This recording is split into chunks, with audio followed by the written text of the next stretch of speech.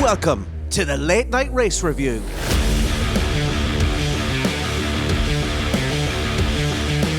Piastri and Norris separated by nothing to 200 miles per hour. Norris inching clear, late on the brakes for Piastri. Does he make the corner? He does, but he's compromised and Norris can't fight his way by. We go to turn one.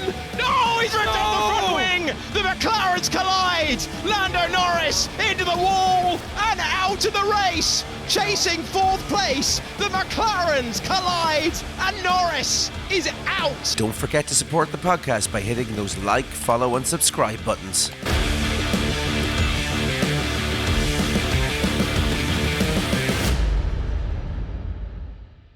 Welcome on into the Late Night Race Review. My name is Aidan Scott, and joining me today, as always, is Isidro Gonçalves. And finally, back with us this week from across the pond in the US of A is Damien Scott. How are you guys doing today? Doing well, thank you. Yeah, lovely. All going good. That's good. That's good to hear. So, Damien, it's been a while. Did you have a nice time away?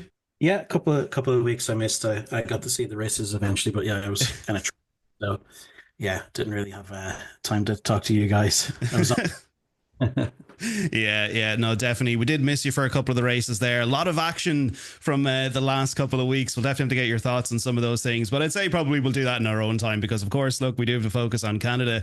But yeah, so folks, this weekend we had the Canadian Grand Prix, and like most weekends, it was a weekend where we've seen Ferrari dominate the track and take pole. Oh, wait, no, hang on. Sorry, I have the wrong notes in front of me here. Oh, sorry, that's right. Sorry, it was Ferrari who took pole and won the 24 Hours of Le Mans. Sorry, I had to get that in there, and sorry to get your hopes up, Ferrari fans, but nonetheless, just like Alex Albon's engine cover, this weekend was definitely an explosive one. Oh no, wait, hang on. Sorry, I have the wrong notes in front of me again, because if you just caught the Canadian Grand Prix this evening, you're all probably in the same boat as us, because nothing really happened until Lando Norris decided to wake us all up by torpedoing his car into the smallest gap in history and run straight into a wall. Don't worry, we'll definitely get into all the drama later on, but guys, I suppose we do have to start somewhere when it comes to this very interesting weekend. So let's quickly talk about qualifying. And I think probably one of the first teams we do need to talk about, and Damien, because you weren't here for the last 20 years with us, we'll talk about Williams. Alex Albon's engine cover. What happened? What happened there? And of course, look, we'll talk about Sainz as well, getting impeded, and obviously give us your thoughts on that one. But what happened with Albon? from the pictures, it looked like it blew off his car. That's but yeah, I don't know. I'm sure there was something in the pit lane beforehand where they forgot to, tighten some of the bolts, and yeah, because I think that back cover, that whole area has, a series of nuts you have to tighten or screws, whatever it is. But then it's also kind of held down. Any gaps are kind of papered over with that speed tape, like kind of sticky tape stuff. Yeah. So, yeah, so they missed a few bolts somewhere, right? So they definitely missed a couple. I mean, that's a big mistake to miss something like that. Like, I mean, if you consider the amount of years where I know maybe things have fallen off before and little tiny things might have gone wrong somewhere, but having an issue like that where basically, like, I'm sure like Albon was like looking in his rearview mirror going, why is my car so light now? you could see the way it flew off. It was actually quite dangerous. Like, it flew up pretty high into the air, and then, there was a chance it could have gone over that fence. So if there was any spectators there, yes, it would have been an issue.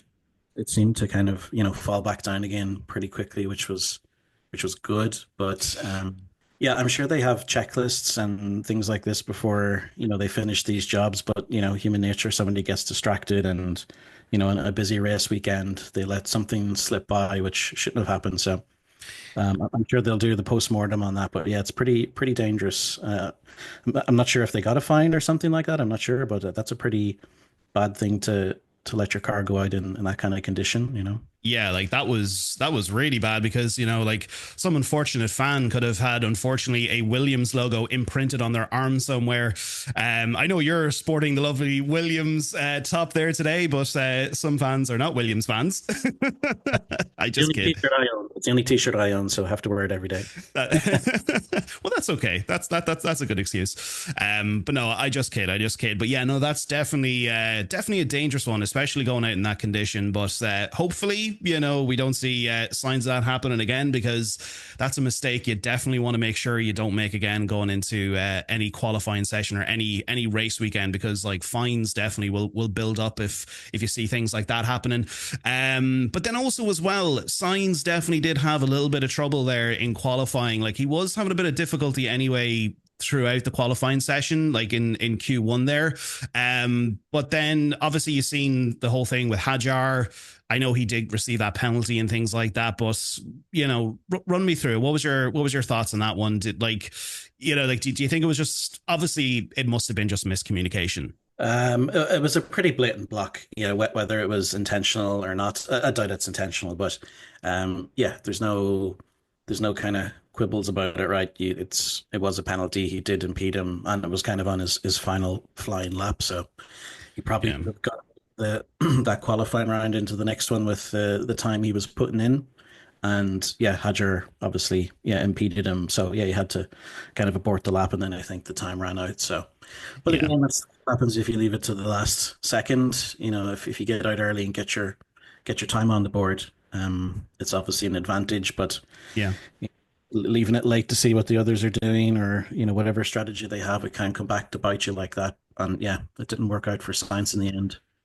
But you can't promote him the 3 places. There's nothing you can really do. But Hadjar, I think, deserved was the 3 places he got docked on the grid. So it happens. You learn from it, and again, probably lack of communication from the Racing Bulls pit wall on that one. Yeah, no, it definitely seemed to be a bit of miscommunication there from the 2 teams, and I don't think Hadjar is one of those sort of drivers that likes to sort of stick his nose in and try and ruin the races of others. He's definitely a clean driver. He's feisty. He will put in a good fight and things like that, but I don't think he's not going into the bag of tricks to try and throw a spanner in the works for Williams anytime soon. I think it was just definitely just miscommunication there. But look. Ultimately, it did lead to Sainz obviously starting P17. I think it was he started P17, or he got moved up or something like that. He was around P17 anyway, but obviously, look, that didn't help him out in any way, shape, or form with Hadjar getting the 3 place penalty there.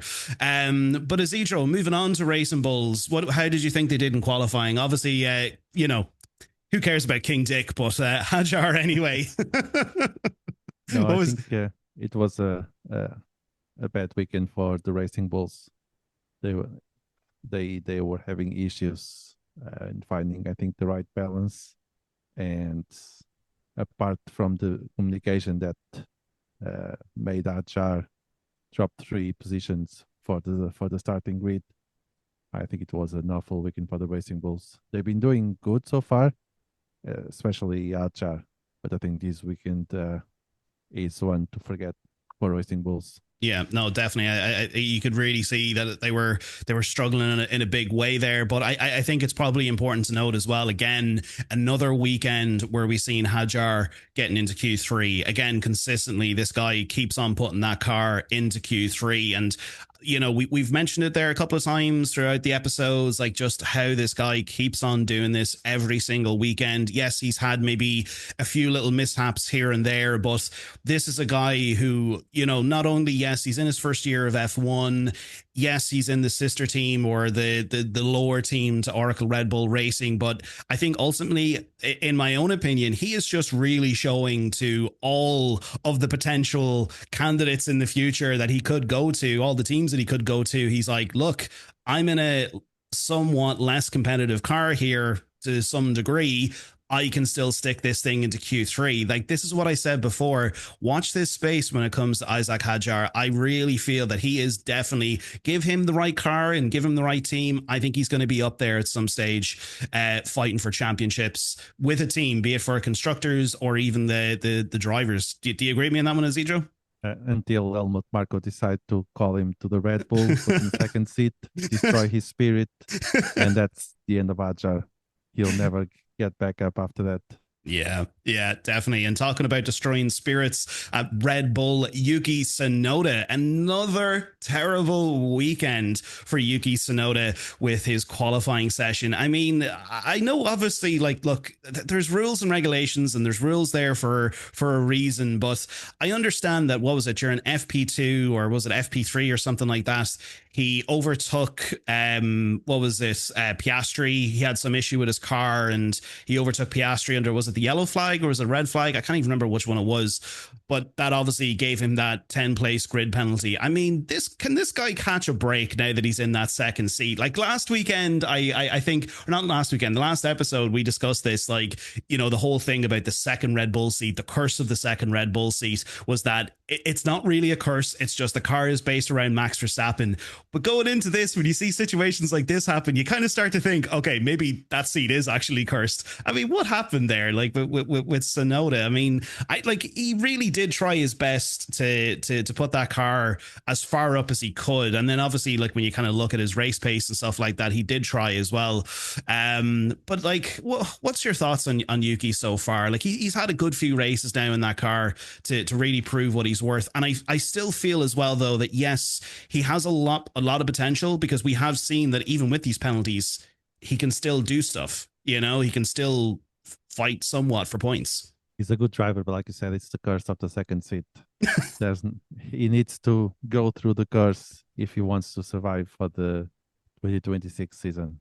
Yeah, I think so. It's going to be an interesting one, because like I've talked to a few people about this, you know, like coming into the end of the season, like we all love that silly season where, you know, all these rumors are getting thrown around and we wonder, oh, who's going to go to where and who's going to get to do what. Like, I really feel it's just like, as soon as you go to that second Red Bull seat, that's it. Your next step is, if you don't perform, you're a reserve driver, or in most cases, you end up like Daniel Ricciardo, end up getting shoved back to racing bulls after a couple of years of being a reserve driver, and then you're out. You know, like it's going to be a weird one. I really hope that doesn't happen to Yuki. I know there's not a lot of people out there who do like Yuki, but at the same time too, there is a lot of Yuki fans, and I really hope Yuki does have you know, the rest of the season going into the latter part. I hope he does improve. I really would like to see him in 2026. But anyway, moving on from Red Bull, obviously, yes, look, we did see Max. He did put that car on P2. It was great to see that. But moving on from Red Bull, though, we do need to talk about Ferrari again. Look, what's going on with Ferrari? I know, obviously, yes, we had Hamilton who qualified, what was it, P5. Leclerc had a bit of issues there in P8. But Damien, I'll bring you back in there. What did you think of Ferrari's qualifying performance? I don't know. They just really didn't get into it. You know, they just seemed to go out there, do their laps, and they just couldn't find the pace. Yeah, it was just kind of average to meh kind of performance. Yeah. There's nothing I can really say, you know, pro or against. You know, they just went out there and that's where they finished. You know, they just didn't turn up on the qualifying session, really. You know, but you know, I think it's more the kind of malaise that seems to be in that team at the moment. Hamilton isn't happy, Leclerc isn't happy. You know, Fred Vasseur doesn't seem to be happy. You know, it's there's a workplace issue situation going on there. I don't know what it is, but yeah. It's just not working at the moment for them. You know, it's a period of change, obviously, with a new driver, but there's probably a bit more to it than that. But yeah, like I'm sorry to cut across you there when I say this, but I agree with you what you're saying there. Like, you know, I think it is getting to a point now where it's more than just a new driver who's coming in here, because you look at the amount of complaining that Lewis Hamilton has done. And I know probably you guys might have seen the comment I popped into the group chat there when we were talking about the race and so forth and so on. I just feel at this stage, Lewis Hamilton, whenever I just hear him on the radio, there's nothing positive for him to say. You know, it's just constant complaining, one after the other. I mean, I honestly think, guys, since 2021, since he got butthurt at that loss in Yas Marina, I just feel that Hamilton has just gone down on a massive slope into the barrel of drivers that were just, you know, he's just done now. Even though he's trying to prove that he still can do it, he can still go for another championship. I mean, I'm sorry. I feel like Alonso is different from this. He's in a different category. He's in his own special category over here in terms of like older Formula One drivers. But I just feel with Hamilton, I would love to just say to him, and probably at the same time too, I probably wouldn't because I'd be too scared to say it to his face. But I'm just like, dude, call it quits. Give it a break. Give that seat to someone else. Am I right, Damien? Like, do you think like it's just, are we getting to the end of the Hamilton train? Yeah, it seems to happen with drivers, and again, I think it was a good idea for him to move on from Mercedes last year because he was getting into that kind of, as you said, downward spiral in terms of form and performance. Though that Mercedes was a bit of a dog of a car for a number of years, in the past couple of seasons. So there's a mix of that and his kind of attitude as well. The change to Ferrari was a good idea for him, but again, it's not really working for him. And I think you kind of see this with drivers as they kind of get to 10 plus seasons in the sport. I think Alonso, as you said, is in that category. He's just driving around at this stage. There's not really any of that old Alonso in there. Yeah. Hamilton, it kind of happened to Vettel as well. Those last couple of seasons, he was at Aston Martin. Like it wasn't a great car, but like what did he do? He's obviously a talented driver and a great driver, but he was just done as well. So I think we're slowly but surely starting to see Hamilton fall into that bracket. But again, I give him the season to see how he does. But it's not going well for him so far. That's for sure. Yeah, well, even though it might have been a difficult weekend for Ferrari, it wasn't in the 24 Hours of Le Mans. Ferrari actually got some good results. So come on, Tifosi. Not all hope is lost. There's still other championships where we can support them. But anyway, talking about Alonso, he did actually get that car into Q3. I know you're saying there that, oh yeah, look, there's, that old Alonso, there's none of that left in there, but he still got that car into Q3 and he did qualify there on P6. And of course, look, we'll talk about the race now just in a few moments, but you can still see some of that brilliance coming in there from Alonso. Like even like when it comes to like the tire management and what are the better tires, is I look, I could be wrong in saying this, but I believe that what I heard was that Alonso said to the team, look, let's stick on mediums and let's go for this. And he did manage to get that car into Q3 on medium tires when everybody else was on the softs. Like that's I know we say that Alonso's done and he's getting to that stage now, but I still feel that there's a little bit of magic left in Alonso. There definitely is, and I would love to see him hang on there until next year with that whole Adrian Newey combo. But look, I think it was great to see him getting in there. But anyway, look, we'll move on from that as well. It was great to see him getting in there to Q3. But Isidro, I'll bring you back in on this one. Mercedes getting that P1 for George Russell and Kimi Antonelli, P4. I know, obviously, yes, we'll talk about the race performance and obviously the race in a few moments as well, but my God, that lap around that track, George Russell, take a bow. Yeah, it was definitely a great weekend for Russell and for Mercedes. They finally seems to find the right adjustment for the car after a few weekends with bad luck and especially Kimi Antonelli, that he had 2 DNFs in the races, and Russell complained a lot in the beginning of this year. But this weekend it was very good for Russell, especially to prove a point that he deserves to have a seat for next year.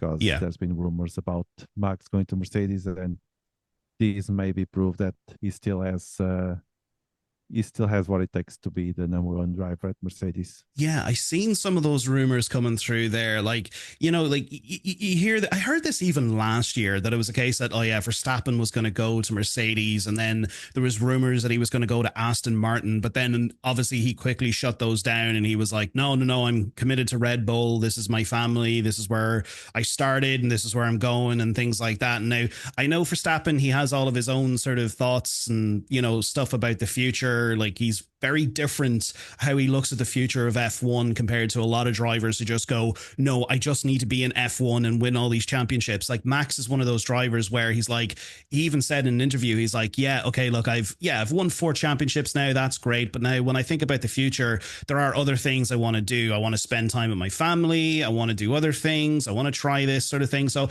I do think that, look, it would be great to see Max maybe go to another team before he decides to dip his finger in other pies of motorsports and things like that. But at the same time too, do you think he would like, would he go to Mercedes? You know, like considering all the history that they've had there, and especially now, there's one point I do want to talk on. Obviously, when we go into the race as well, obviously there has been a lot of issues with the Mercedes power units this season. So, I mean, when you're a 4-time world champion, and you're looking at other teams, and you're kind of thinking to yourself, well, okay, yeah, my team is struggling right now. We've had these moments before. Do I really want to go down the Mercedes route? Do you think he will? Well, what are your thoughts? If he doesn't go Mercedes, who do you think he would go to? Or would he just finish? He would go for Aston Martin for sure.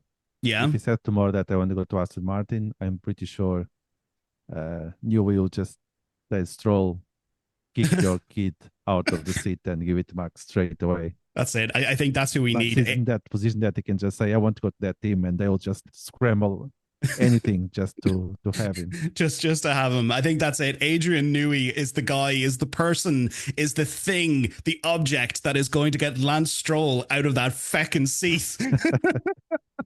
He is our hero. One can dream. He like to be honest, like I think at the end of the season, if he manages to do that and Lance Stroll is ejected from that second seat, there's going to be the drivers' championship trophy, there's the constructors, and then there's just the friggin' "you are the hero of F1" trophy goes to Adrian Newey. Look, I'm sorry. I know there are some Lance Stroll fans out there, but I mean, why? But anyway, look, moving on from Mercedes. Lastly, look, we did have the McLaren guys in there, Piastri and Norris, P3 and P7. They did definitely struggle there during qualifying. But of course, look, the team did say that, look, this car, it wasn't really optimized for the Canadian track. They knew that going into this weekend. So they knew they were going to have a little bit of difficulty. But of course, look, they still managed to obviously claim some good positions. But of course, we will talk about all of the drama in a few moments. But yeah, look, that was mainly quali. That was the main things I could kind of see from that. Definitely a good qualifying session there. But that does bring us on to the race. Now, as always, I know when it comes to major incidents and major things happen in the race, everyone is just there foaming at the mouth going, let's do it. Let's talk about it first. But I'm not going to do it. I am going to blue ball the entire audience right now. We're going to leave that to the last moment. Firstly, we're going to talk about Williams. Yes, they had obviously a difficult race, but Damien, I'm going to bring you back in here. Alex Albon DNFing on lap 49. I mean, the guy, he's had a lot of complaints with his engineers on the radio over the last couple of races. He, like, you know, we can kind of see some sort of Ferrari moments going on there when it comes to the engineers. Like, it's just back and forward. And even there today, he's like, I'm so angry when you don't listen to me. Just even his response, I was like, oh my God, this guy. Like, I know it was just hilarious to listen to. But anyway, they had a difficult race. Talk me through it, Damien. How do you think Williams did? Yeah, it's even though Sainz, yeah, he did manage to pick up some points. yeah. So we did have a good finish there with Carlos. He managed to get points on the board, which is good. And I think he kind of did have a difficult race as well. He was kind of scrapping through the midfield. He was up and down through the 7 through 12 kind of positions, and it was great that he got. I think it was P10 or P9 he got in the end. I think P10. Yeah. He got a point on the board there. So tough day at the office for him, but he got it done. I think that's testament to Carlos. He's a great driver.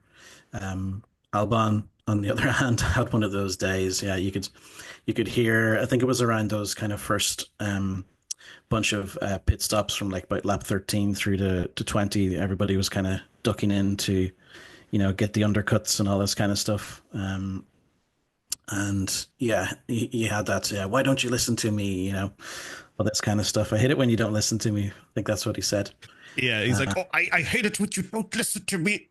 And then they said box, and he's like, no, I don't want to box now. What the hell are you on about? So box you in the face. there's stuff going on there internally. He's not happy with his race engineers, or there's some sort of strategy calls that he's not 100% on board with. And I get it. Like, if you're out on the track, things can change, and the driver knows what's happening. He can feel what's happening in the car. So to that side of things, yeah, you kind of have to listen to the driver. But on the other hand, then if you're sitting on the pit wall, you have all the other timings of the other drivers. You have a lot more information at hand, so it's a case of kind of marrying the two. when you're making calls. So, but yeah, Albon seems to be pretty frustrated at the moment, and yeah, past couple of races I think have been like that for him as well. His radio messages have been a little bit frantic, a little bit emotional. Yeah. So I Like, think he's having issues with the car as well. I think that power unit, he's been having some issues. So yeah, he's not entirely happy with the setup there, I think, of that particular chassis that he's in. And of course, then yeah, near the end he had the blown power unit, which meant the DNF for him. So yeah, kind of summed up his day and his weekend really. yeah, no, definitely. And I think probably, like when you kind of look at this, obviously Formula One is very data driven. There's so much data that the team is getting, the guys in the pit wall is getting. And I mean, I think at some stage, you do see it happen a lot where, you have instances like this where Albon's saying, no, I can keep on going. I can do this. But then you have the engineers going, well, we can see by the data that this is happening with your front tire and the blah, blah, blah. Like sometimes I think maybe, like you said a very true point there. Like you do have to marry the two, like the information that they're seeing on their side and what the driver is saying. But I think sometimes data can just, it can overwhelm drivers sometimes, because like you look at instances like that, like he was trying to focus on just trying to nurse. They weren't even tires by the stage that when he got into the pits, they were friggin' like boulders by the time he got in, or they were ripped plastic black bags by the looks of them by the time he got back in. But like he was trying to do that while also having an entire queue of cars behind him trying to get past him as well. Like, I mean, at some stage, I think you're totally right there. There has to be a good sort of balance of marrying the two. But I think sometimes data can just, not that maybe data can't always get it right, but I think sometimes they just need to listen to the driver's instincts more, because even Martin Brundle said a true thing there during the race. Like we're seeing a lot of drivers who are saying, I'm the one in control here. I'm the one who's doing this. There was a lot of drivers pushing back on their engineers this weekend. But that's what I mean. I just think sometimes you maybe just let the driver drive and see what happens. Take these risks, take these gambles. But ultimately, he knew himself. His tires were shot to shit and he had to come back in. But before we do move on to the next team, because we are going to talk about Mercedes, and guys, I do want your opinions on both of these drivers, George Russell and Kimi Antonelli. They had a fantastic race this weekend. There wasn't much that happened during the race, but we do have to talk about these certain things that do crop up. But one thing I do want to discuss, because you can kind of look at this with the scenario of Williams. I know McLaren really haven't jumped into this problem lately, but Aston Martin have had this issue at Monaco, and Mercedes have also had this issue back in Spain. That Mercedes power unit, what is happening there? I mean, when you're the factory team, your car is like just not working, and you have all these other issues. And like obviously Williams had their issues, and as I said, Aston Martin, we had Alonso with that DNF there. I mean, surely that's not a good sign to other teams coming in, because we don't even know, like when it comes to like teams like Cadillac who are coming in now, Audi who are coming in, like is it even confirmed if Audi are bringing in their own power unit, or are they taking Mercedes? Like what are they doing? Like surely that can't be like a sort of appealing sort of selling point when you see things like this happening very frequently. Isidro, what's your thoughts real quick? It depends. If you look at the Mercedes itself, they are not, at the moment they are second in the championship. So that's a selling point if you're trying to sell their engine. And overall, the other Mercedes team, especially Williams, they are just in the middle of the table. So yeah, Mercedes has been they had a few issues with the power unit, and I'm pretty sure that's just part of the development that they are doing to see if they can they cannot win the Constructors' Championship, that's for sure. But at least I think they are trying to make Russell fight for a nice P3 maybe.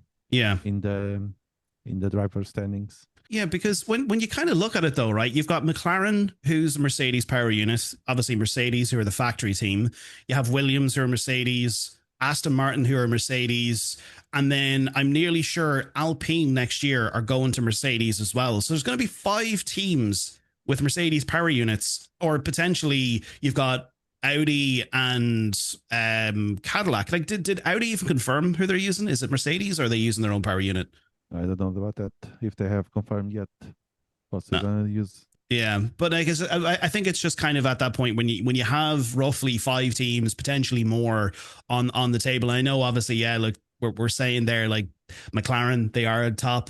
That's a Mercedes power unit. They are doing well. You kind of look at that and you kind of say, well, okay, well, at least there's the unit is working for one team. It should work for everybody. But I just think when you see a lot of that sort of stuff happening, it just kind of, it brings me back to that time when we seen Red Bull, when they were using the Renault power engine or power unit, and then they moved over to the over to Honda, like just going back to that kind of era, like what was it, 2016 or 17, when they had all those problems. I know it's just a thing that I noticed, and I'm kind of like, it's not really a great selling point. But hopefully, look, the Mercedes factory, they can kind of get behind that whole stuff and trying to fix that issue that's there, because it's definitely, it's not a great sight to see when you see multiple teams having issues with the same unit.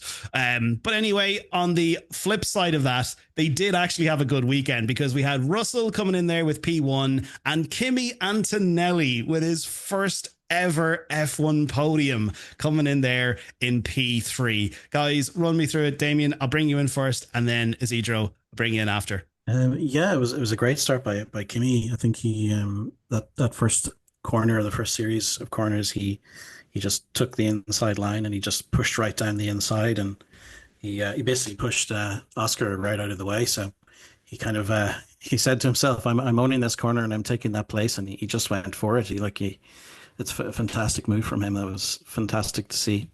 Yeah. I think he continued that throughout the race. He kind of had a mature drive. I suppose that first corner was a bit of a risk, but after that he kind of held it together and just did everything by the book. So seeing that kind of level of maturity from a driver of that age is incredible, and obviously to get the podium at the end was fantastic. That's been coming. I think we're in the 10th race now of the season. We're a little under halfway, and that had been coming for a number of weeks. I think he had a little bit of a dip there. I think did he have a DNF and a couple of issues as we're talking about with that power unit. So it was great to see him have a little bit of a comeback, and of course we know the talent is there. He's just kind of proven it with that podium finish, Yeah. But hopefully Mercedes can keep this going. I think as they were a little under halfway through the season, so I don't think it's that unexpected that we have some power unit failures, right? So we're 10 races in. There's something going to go. There's a lot of wear and tear on those units now. So don't know if it's a major issue. If it keeps on happening over the season, then obviously it's something they have to investigate. And as you said, we've got about half the grid that are using that power unit. But 8 out of the 10 wins this season have been a Mercedes engine. So they're doing something right, and the works team is going really well. Yeah. George, obviously had the pole. He had a fantastic lap in that qualifying, and in the race he just kind of got on with it. He I think after his pit stops he was a little bit further down the grid, and then he just came back. He just knew he was going to get the P1 back after all the pit stops were made. It was a good team lead drive, I would say, from George, and Kimi was there kind of mixing it up to kind of back him up. So fantastic weekend for both, and hopefully we see a little bit more of this from the Mercedes team over the rest of the season, just to mix it up a little bit and keep McLaren on their toes. Yeah, definitely. Because firstly, it is good to see that there, just that dynamic. You could even see after they got the win, you seen Russell and Kimi there. You could really see that team leader, second seat driver sort of relationship. I don't mean to say second seat driver in the sort of phrase of he's the slower person or whatever like that. I just mean he's the new person coming into the team, and obviously George is taking the lead on the in the dynamic there. But it was great to see that there, and they look like they're working so well. Even during the race and things like that, you could really see Kimi trying his best to try and help his teammate out, and that's the kind of stuff you really do like to see. But then also, Isidro, what's your thoughts on Mercedes this weekend? I think Mercedes they had a great weekend. Russell, he had a great start. The fact that he managed to not be overtaken by Max on turn 1, I think that was first win that he got this weekend. and after that he was just on control. Max, he was always pitting first. Maybe he was trying to get lucky that he would get stuck in traffic, but actually it was Max that always got unlucky with the speed stops, and Russell, he just pit when he needed, no traffic, and it was always guaranteed that you finish first if there was any issues, because he was always on control, and the car was great for him this weekend. The same for Antonelli. He handled the pressure very, very well, especially in the last few laps where Piastri was putting some pressure on it, and Antonelli is young, but he was able to prove that he can fight off Piastri and get it first podium. Definitely, like that was it was incredible. Like he could just to see the performance out of him, and I mean it kind of like it's a testament to where he is right now in the constructors, like, or in the drivers' championship. He's seventh. He is seventh. He's ahead of Albon, Ocon, Hadjar, Hulkenberg, Stroll. Well, that's a given. Sainz, Gasly, Tsunoda, Alonso, Behrman, all these people. Like, you know, like he's right up there. He's right behind Lewis Hamilton. Like right now, Antonelli's on 63 points. Hamilton's on 79 points. And like obviously Russell, he's fourth in the drivers at the moment.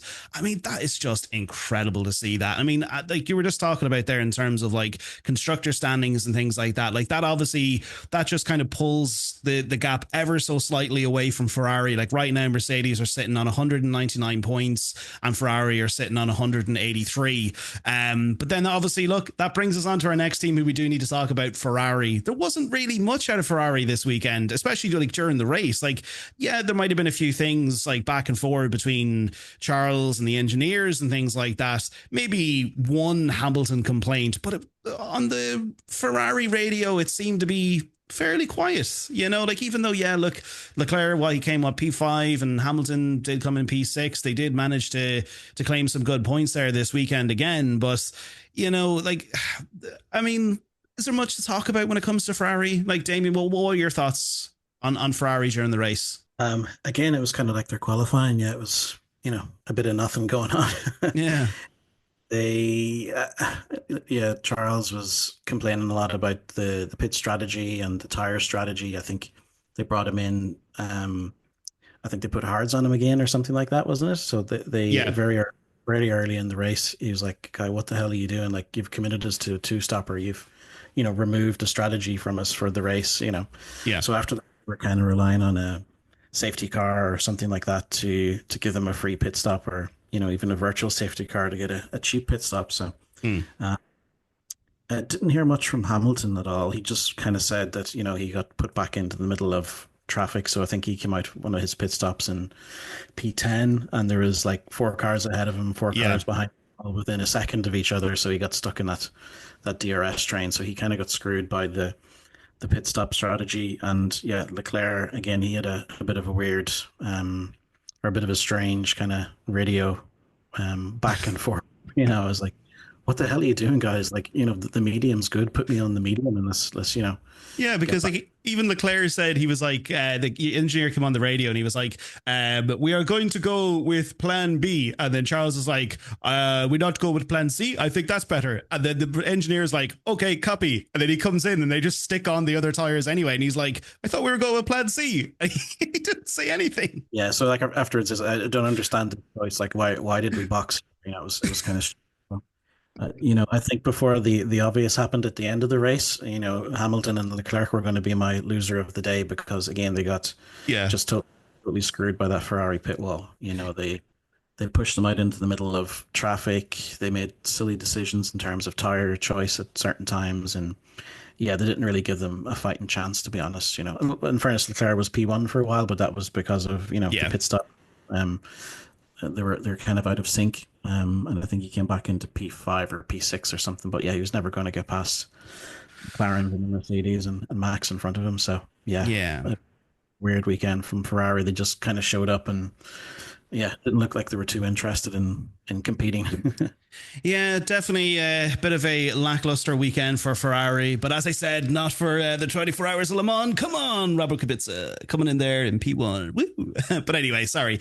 But look, moving on, before we talk about probably the biggest moment of the entire race that everyone is dying to know our thoughts on, we do need to quickly talk about Red Bull. Obviously, Verstappen, great race pace there, had a bit of struggling there. He did come in P2, great to pick up some points. Like even he did so, he even said so himself. He was like, yeah, look, we're just going to take it each race as we kind of go along, and we'll try and claim up those points and try and get some good victories and things like that. Obviously, in 2 weeks' time, we go to the Red Bull Ring, and obviously they want to put on a big show there. But then also as well, Tsunoda, with that 10-place grid penalty, he did manage to come back from, what was it, P18 he started off in, and then he managed to come back and finish in P12. Now, obviously, he was on a different set of tires, and there was a lot of back and forward when it came to, pit calls and, people coming in and out and stuff like that. And then obviously when it came to the safety car at the very end, yes, he did manage to claim up a few places and stuff like that. But again, look, this is what I'm trying to say here when it comes to Tsunoda. He's had such a really bad string of instances over the last couple of races that he's just gotten himself into these situations, but he still puts on really good recovery drives. But I really feel that it's now getting to the point where, yes, we know he can do a good recovery drive, but it's time for him to actually put in a really good defensive drive at the top of the grid, because he has the car to do it and he can show that he can claim places. But look, that was pretty much just Red Bull. Like, I mean, there wasn't really much else. Like, yeah, like they had a bit of a difficult race, but still managing to claim some good points. But let's do it. Let's pull the trigger, guys. Let's wet the whistle of everybody who wants to know what our thoughts are. The biggest moment of the entire race when we came to lap 67, Lando, absolute moron, Norris decided to stick his. I'm gonna hang on. Can I bleep myself? No, I'm only joking. He decided to stick his car into the tiniest little gap possible on the main straight, and oh my god, his car got obliterated, and it just ruined his entire race. Guys, walk me through the entire thing. What are your thoughts? Obviously I know Norris, he did say that he was in the wrong and all that kind of stuff, but guys, I want to know your thoughts. Isidro, I'll bring you in this one first. What the hell? Well, one thing is Norris was right in saying it's his fault, but I think overall it's McLaren's fault. They should have called this sooner, saying Norris just either let Norris tell Piastri Norris was being faster than Piastri, and McLaren would just call the order, say Norris, Piastri let Norris go, or just say Norris defend Piastri because he's going for Antonelli. McLaren being quiet, it's this is what happens when they get quiet. Then Norris thinks that it's safe to just start attacking his teammate, and what could be a podium for Piastri end up being 0 points for McLaren and a fourth place for Piastri.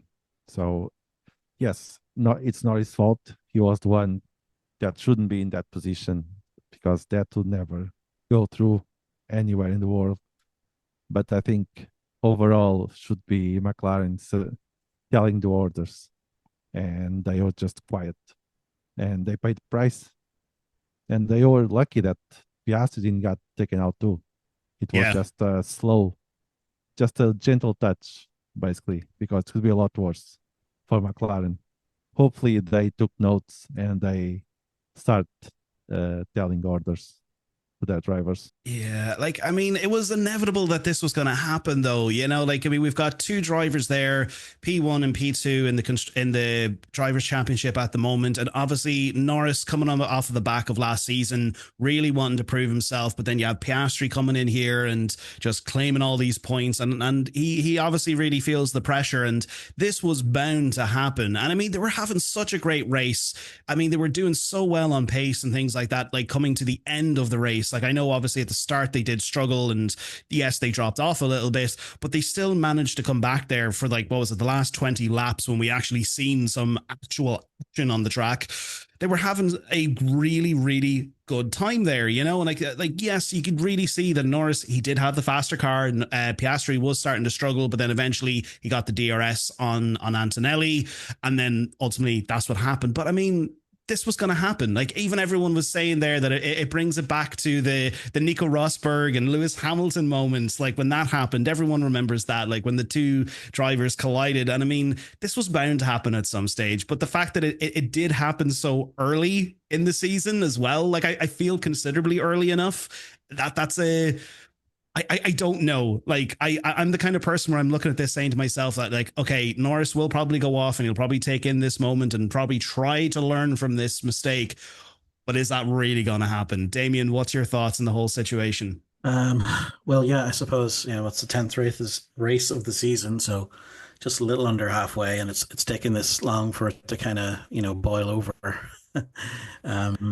Yeah, I think you're right in saying that in the previous races, McLaren kind of handled it well in terms of asking to swap positions if one had an obvious advantage over the other. If they wanted to go chase somebody down, or they're on a different tire strategy, whatever it might be. But yeah, I say they were pretty quiet on the wall today, and the only thing they said was, yeah, just go race. Which, if you have two number one drivers, as they say they have, you're going to have to manage it a bit better. There has to be rules of engagement. They talk about these papaya rules, but yeah, they didn't seem to work today, right? So I kind of blame the pit wall for this one too.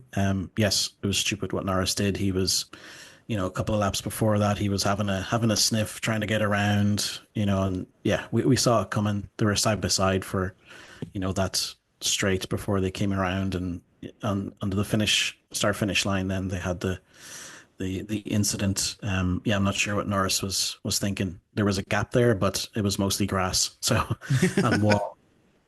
So that was never going to get down that inside. And of course, Oscar would never give up that position. He was rightly in that space, and yeah, there was only going to be one way that ended.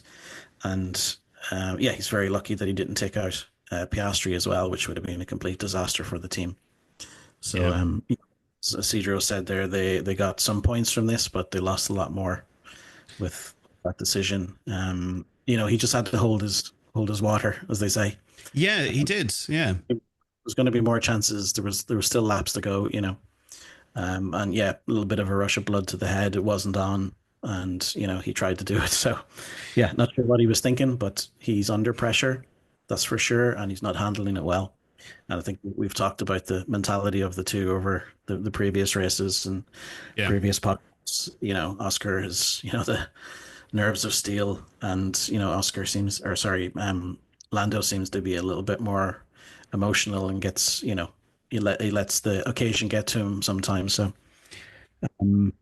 Mercedes or McLaren are going to have to do a better job of handling the two drivers, and they just have to make the calls from the pit wall. Somebody's going the rough end of the stick when it comes to a decision, but again, it's points on the board for both cars rather than taking two cars out with a stupid decision like Lando did. Yeah, and to be honest, it's probably the best time for something like this to happen, because when you look at the Constructors' Championship right now, McLaren, they're sitting there 374 points, a very, very comfortable lead over Mercedes, sitting there at just under that 200. They're sitting at 199 at the moment. So I think for something like this to actually happen, it's probably a good thing that it happened now, compared to like maybe if we were at like Las Vegas or Coda or something like that, where Mercedes possibly might have built up that gap. Like, yeah, they're on a good streak now where they've claimed a good amount of points now. They could potentially do that again at the Red Bull ring. You look at last year with George Russell, like that was good driving and then very lucky when it came to the very end of that race, and he did manage to get that win. That's more points in the bag. So for something like that to happen, I think it's good that it happened now, but still, it's just so stupid that like he decided to pull that. Like, even like through the entire race, you could hear some communications there talking about like, oh, we have to save our points, and they're doing really good moves here to defend that championship points title and all this kind of stuff. But like, I think you're true in what you said there. That was just a rush of blood to the head. He's seen an opportunity and he was like, do you know what? This is my opportunity now to try and get ahead of Piastri going into, or well, you know, potentially building up that gap going into Austria. But no, it was stupid. It really, really was. And, you know, look, he paid the price, and I'm glad he decided to take the, you know, the onus on that one. He held his hand up and he said, yep, look, I'm at fault. You know, none of this, oh yeah, look, I'm gonna, you know, it's Piastri's fault or whatever. A question on that, maybe to you, Cedro. Do you think these new rookies would have made that call that Lando made? If you look at somebody like Hadjar or even Antonelli, which seem to have pretty mature performances so far, I don't think either of them would have went for that gap, which kind of says something about Lando, you know. The rookies would be, I better not crash this car. I'm still a rookie in this seat after all. Especially Hadjar would be more careful, considering he's in Racing Bulls. He's more easily replaceable than Antonelli. But I don't think they would go for that gap or try to.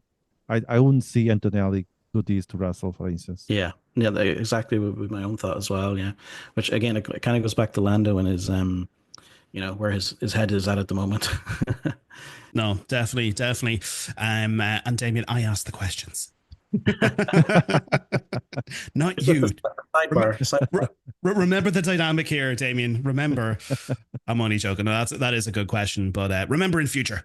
What am I joking? But anyway, moving on though. Look, McLaren, yes, they had a very difficult weekend. Definitely a weekend to forget for Lando Norris for sure. Definitely a stupid moment, and hopefully he won't do that going forward. But a few last little points that we do need to talk about, because obviously, look, that's all of our thoughts on that. Aston Martin, Alonso actually picked up some points again this weekend. He managed to finish in P7, which was great. And then also as well, Kick Sauber, Hulkenberg, he managed to finish in P8. More points for Kick Sauber. I think that's just fantastic. I mean, that is just awesome to see, because like when you look at the constructors now, Kick Sauber are now just less than 10 points ahead of Alpine. Kick Sauber are sitting on 20. Alpine are sitting on 11. They're just 2 points behind Aston Martin. Let's go, Sauber. The only downside of the points today is that our predictions, we were saying that Hulkenberg was outside top 10. So I know. That was a bit disappointing. Everyone's screwed this weekend. But anyway, folks, look, that was the Spanish Grand Prix, or not the Spanish Grand Prix, the Canadian Grand Prix. Sorry, I'm looking at the Spanish Grand Prix predictions here on the screen to my right. That was the Canadian Grand Prix. But yeah, look, pretty much how it finished up there was your top 10. Well, let me have a quick look here. So your top 10 finishers were George Russell in P1, Verstappen P2, Antonelli in P3. We had Piastri in P4, Leclerc in P5, Hamilton in P6, Alonso, as I said, in P7, Hulkenberg in P8, Ocon in P9, and Carlos Sainz, as we said, picked up some points for Williams and finishing in there in P10. Now, obviously, again, look, some of those results could change, because I know throughout the race there was a few things back and forth there about penalties for either it was a Max or George and things like that, but who knows. But look, at the end of the day, that's your top 10, and hopefully it stays that way.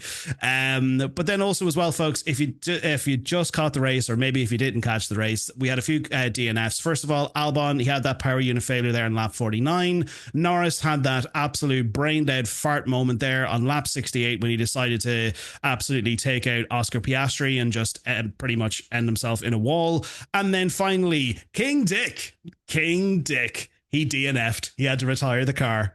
Lol. I really go so hard on him, but hey, look, he deserves it. But anyway, moving on. We are now going to go on to our driver of the day, our dick of the day, and our loser of the day. Damien, you weren't here with us for the last couple of episodes. Who is your driver of the day? Who is your dick of the day? And who was your loser of the day? Driver of the day, Kimi, for sure. He had a great from start to finish, from that, fantastic move through turn 1, turn 2, where he took Oscar. He just brought it home right through, and to get his first podium, has to be him for me. Dick of the day, I'm going to give that to Albon, my Williams brethren. he was moaning all day. He was having little tantrums, and he had his issue in qualifying with his body armor falling off on that car, and yeah, ended with a DNF. Driving into a little lay-by in the corner. So yeah, it all kind of worked out nicely, and for him to be dick of the day. Loser, it was going to be Hamilton and Leclerc because they were getting screwed by Ferrari, but yeah, had to change that last minute to obviously Norris. Yeah. Yeah, he screwed points for his team. And yeah, he's going to get a bit of an earful tonight on that one. Definitely. And Isidro, who is your DDL? So I agree with Damien on driver today, Kimi Antonelli. He truly deserved his first podium today. As Dick of the day, I'm going to go with Norris because he screwed up the race for McLaren and almost screwed the race for his teammate. Very true. And the loser will be McLaren pit wall because they should have called this way sooner in the race. Yeah. So they are the ones. For me, they are the losers. Definitely. No, I totally agree. All of those observations there, definitely. Totally agree with that. McLaren, they just had a bit of an L weekend. But yeah, look, my drive of the day, of course, like I'm going to agree with you guys. Kimi Antonelli has to take that one. What a race and what a result, and fair play to him. Getting that first podium of his career is definitely a great one in F1, and it's definitely a moment that he's always going to remember, especially going back like for next year, going to Canada. It's always a good weekend to go into when you get your first F1 podium. But my dick of the day, of course, you know who I'm giving it to. I couldn't give it to anyone else. I'd love to give it to Norris, but I'm sorry, it has to go to him. King Dick, Liam Lawson. There you go, buddy. Give him a little bit of airtime. To be fair for Lawson, it was not his idea to retire the car. They just want to save the power unit for Austria. No, Isidro. He definitely planned that. He was overheating that engine. Like he was in the back there with a bunch of matches and firelighters and stuff like that, just like setting fire to the back of it there. Oh, my engine, it's overheating. Oh shit, I better go. Don't ever give him credit. But lastly, my loser of the day was the dead gopher at the hairpin at the back straight there on the last, at the back straight, just that little hairpin at the very end. That dead gopher, he got so much airtime, and that entire carcass just looked obliterated there. Rest in peace, poor gopher. If anyone else seen that, because like for the entirety of the race, because there was nothing else going on, every time the camera came up to there, I was like, is that a dead gopher? It's like half of his body is like over there, and his brain is over there in I don't know, Alaska. No one bothered to take the body out. Nobody. There was no safety car. That could have caused the safety car. That could have been the safety car we could have gotten, but no. Unfortunately, he had to sit there and just let his dead body, being shown to the world. But rest in peace, poor gopher. You're in a better place now. But anyway, that brings us on to our predictions game. Of course, look, the guys did send in their predictions, Dave and Owen. We will run through them real quick. This was definitely going to be a tough weekend for a lot of people when it comes to our predictions. But anyway, you learn from your mistakes. That's how it goes. Anyway, Dave, he predicted that he had Norris in P1. Lol. Piastri in P2, lol, and then Russell in P3. Close, but again. But anyway, his flop was Hülkenberg outside the top 10. This is the one that's going to pinch us the most when it comes to these predictions, because unfortunately, as I said, Hülkenberg did finish P8. And then the surprise was Sainz inside the top 10. So there you go. 1 point there for Dave. Moving on, Owen had Piastri in P1, which was unfortunate. He did have Verstappen in P2, which he did get right, but then he had Norris in P3. So that was a little bit unfortunate there. Now, he had Gasly outside the top 10, which I'm nearly sure, and I just want to confirm this. Gasly, yes, he did finish outside P15. Yeah, he did finish outside the top 10. So he does get 1 point for that. And then also Ocon inside the top 10. Didn't he finish P9? Wasn't it? Did I say? P9. Yeah, there you go. He paid, 3 points. 3 points for Owen this weekend. Holy shit. Well, crazy. There you go. But anyway, Isidro, what were your predictions? Well, I had Piastri P1, Norris P2, and Leclerc P3. I was way out. Definitely. Of course, I was part of the Hulkenberg outside top 10 train and Sainz inside top 10. So 1 point. There you go. 1 point. It's okay. It's okay. Every point matters. Remember that, Isidro. Every point matters in a championship. You don't take stupid risks when it comes to championship wins. Some words that Lando Norris needs to live by. But anyway, moving on to my predictions. I didn't really have that good of a result this weekend because, of course, look, I had Piastri in P1, which I got 0 for. I had Norris in P2, which I got 0 for. And I had Max in P3. I was so close. Well, obviously I wasn't close with the other two, but I was close with Max anyway. But unfortunately, that was 0 points. Then Hulkenberg outside the top 10, lol, and then Sainz inside the top 10. Thankfully, I actually got a point with that prediction. Damien, you weren't here last weekend for your predictions, or the weekend before, or the episode we did for Spain. What were your predictions? I had Piastri P1, Norris P2, and Leclerc P3. So, yeah, nothing burgers for those. And then for my flop, I had Hulkenberg outside the top 10, which tripped everybody up. Yep. And my surprise was Antonelli inside the top 10. So 1 point for that. There we go again. Last weekend, sorry, for Spain, you got 4 points and Owen got 3 points. I was about to say Owen again with another victory this weekend, but it's Owen who takes the crown this weekend with his 3 points. So looking at the table there, it looks like, first of all, Dave is on 11. Owen is on 17. Oh my God, this is going to get so spicy now. Isidro, you're on 8. I'm on 11 and Damien's on 18. Oh, Hang in there. Oh, there's a point in the difference. Could next week, 2 weeks from now, could this be the deciding race where Owen could leapfrog Damien? Who knows? Because that does bring us on to the Austrian predictions. Now, Dave, unfortunately, he didn't manage to get his predictions in for tonight's episode, but of course, look, we'll get those predictions in before we have the Austrian race. Owen has predicted, though, Max in P1, Leclerc in P2, and Piastri in P3. He does have his flop as Ocon outside the top 10 and Tsunoda inside the top 10. So I feel like those are very strong predictions again. So who knows, Damien? He could be taking that from you next in a couple of weeks' time. Isidro, what are your predictions? So I have Piastri P1, Max P2, and Norris P3. And awesome. Then I have Ocon outside top 10 as my flop. I'm not trusting Hulkenberg again. And Adjar inside top 10 as my surprise. And you know what? This race coming up is going to be the race that Hulkenberg finishes outside the top 10. And you're going to be like, God damn it. But no, those are good predictions. Very safe, I have to say. But actually, I was about to say there, I thought it was Hadjar outside the top 10. I was like, well, maybe not. But no, that's actually good. That's some strong predictions there. Now, for myself, do you know what? I am going to do the one thing that I said that I was never going to do, which was kind of repeat historical results and things like that. But I'm going to do it. I'm going to say Russell, even though, yes, he did win today. I don't like to do this. I'm going to say Russell P1. I'm going to go with Piastri in P2. And then I'm going to say, even though, yes, Red Bull, they do have a somewhat competitive car. And of course, this is the Red Bull ring. I'm going to go Max P3. So Russell, Piastri, and Max. I think that's what's going to be the top 3 there. So hopefully I might get some points out of that. My flop is going to be, of course, I'm just going to play it safe like everybody else. Ocon outside the top 10.